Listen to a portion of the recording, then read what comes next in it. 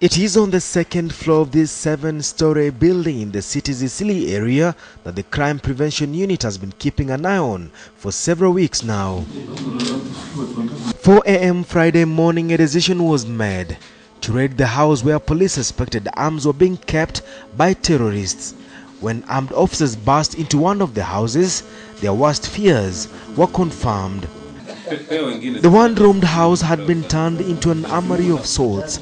Police recovered 7 AK-47 rifles, 6 explosives in their final stages of construction, 480 rounds of ammunition and 12 hand grenades. The deadly arsenal had been packed in bags in what police suspect was a plan to move them out of the house for another destination. This is a very organized, team that are ready to cause problems in the country. Organized and deadly, the explosives had mobile phones wired to them and were to be used as detonators by the terrorists to attack innocent members of the public.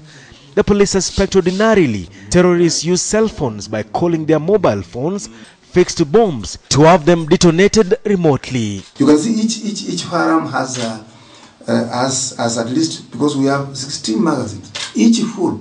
This is a prepared section. The people are prepared to carry out a mission which is deadly, bloody. 2 suspects were arrested. Earlier, the Special Police Squad got wind from the criminal underworld of a possible movement of an assortment of arms. The team then informed the Anti-Terrorism Police Unit when it emerged that one of the people who wanted the guns moved to the house has been in Somalia in the past. After days of surveillance, the police noted that the people in the house rarely left the premises. One of the suspects is a primary school dropout, Abdimajid Yassin Mohammed, a Kenyan of Somali origin. A man KTN has since learned has been in Somalia, where armed forces are battling the Somalia-based Al-Shabaab terror organization.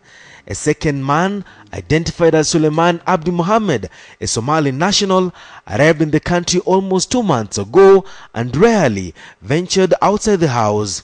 The explosives bore the hallmarks of explosives used by suicide bombers in Uganda, where more than 70 people were killed at a restaurant while watching the World Cup.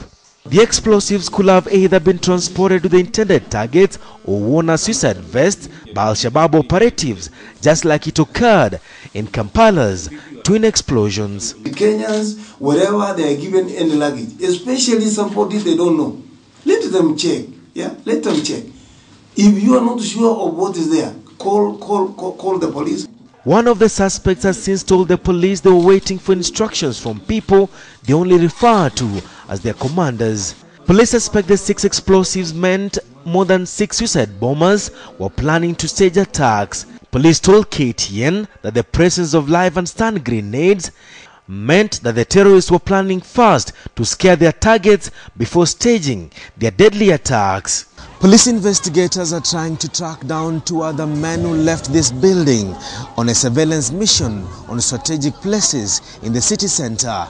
If this plot was successful, then this could have been the first time in a very long time that suicide bombers are taking part in a terror plot on the Kenyan soil. Denson Sarigo, KTN, in Eastleigh, Nairobi.